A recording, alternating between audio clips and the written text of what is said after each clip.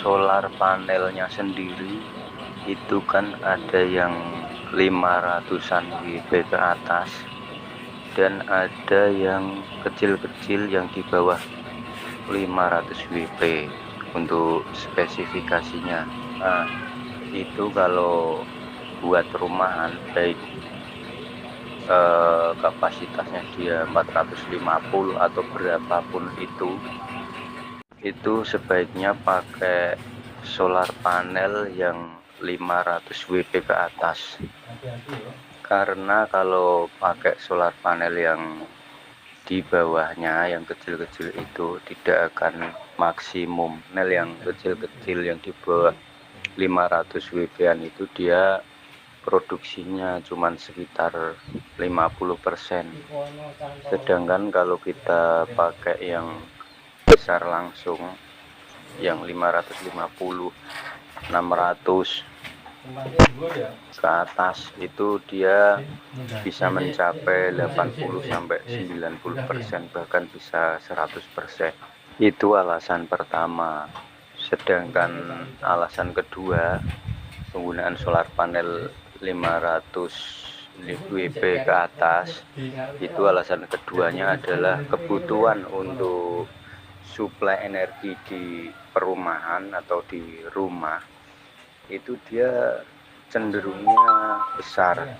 Sekecil-kecilnya kebutuhan listrik untuk rumahan itu kan kalau diukur dari MCB PLN, dari daya PLN kan minimal 450. Nah itu aja disuplainya harus pakai 550 paling enggak. Belum kalau rumah yang listriknya udah ada kipas, AC, kulkas, itu kalau dikasih solar panel yang kecil itu dia akan lebih boros biaya. Meskipun harganya murah tapi kan dia butuhnya lebih banyak. Kelihatannya saja sih belinya murah, tapi sebetulnya itu kalau dilihat dari dayanya itu mahal. Coba lihat kalau harga 1,8 juta itu dibelikan 50 WP dapat satu, tapi kalau dibelikan 100 WP itu cuma dapat enggak sampai 3. Kalau kita hitung 3 aja itu 300 WP, paling dapatnya ya 3 lah. Kalau 300 WP itu aja hasilnya paling sekitar 100 sampai 100 WP, kecil banget. Jadi itu akan sangat rugi ya kalau bagi pengguna-pengguna pemula. Mungkin mereka kan nggak tahu. Awal-awal saya juga trial uji cobanya juga pakai 100 WP-an itu, tapi ya melihat hasilnya itu bikin kaget.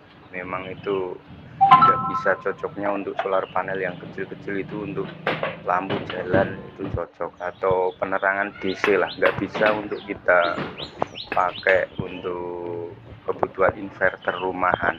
Atau mungkin untuk yang pembelajaran di sekolah-sekolah itu bisa, atau yang kalau untuk yang pompa mersible DC saja itu yang 24 volt dia kebutuhannya yang 425 WP 33 volt itu. Kalau yang 100-an WP cocoknya untuk lampu-lampu DC, misalkan dikasih aki level 4 juga bisa. Tapi kalau kita convert ke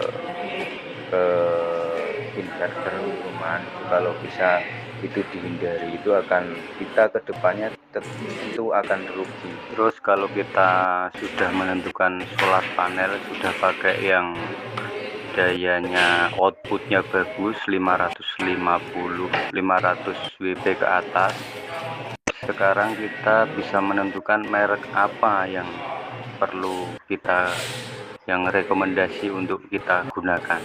Merek itu sebetulnya bagus. Mereka pabrik-pabrik itu pasti akan menjaga kualitas merek mereka masing-masing. Hanya bukan dari sisi merek, tapi bagaimana cara kita ngeklaim garansi, karena garansinya itu kan cukup panjang ya, 12 tahun, dan sedangkan penggunaannya itu bisa sampai 25 tahun.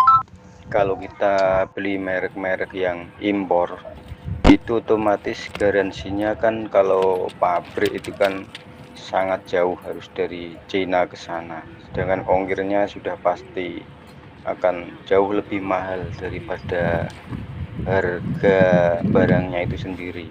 Kalau produk-produk solar panel impor itu otomatis garansinya itu dari distributor, supplier atau importir lah.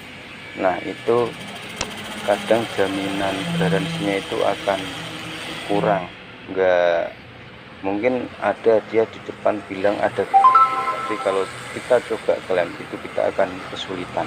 Ada produk solar panel TKDN yang produksi dalam negeri di Indonesia, itu ada di Jawa Tengah, itu di sebelah timurnya Semarang, yaitu di Demak, di daerah saya tepatnya.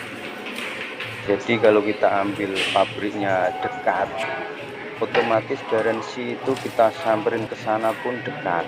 Dan kalau kita beli dari pabriknya langsung, kalau kayak saya itu kan belinya di pabriknya langsung, dan kontak ke, memang ke salesnya yang orang Cina itu yang bekerja di Demak itu. Jadi kalau klaim itu tinggal ngomong aja, ini ada yang klaim, udah tinggal kasih minta baru bisa. Itu mereknya Leso kalau yang di situ. Kalau solar panel yang impor kayak Longi dan lain-lain itu kan memang dia sebut garansi, tapi aku rasa itu akan sangat sulit untuk klaim garansinya.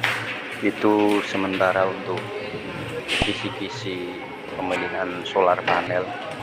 Nanti akan saya kasih kisi-kisi lagi untuk pemilihan inverter dan baterai.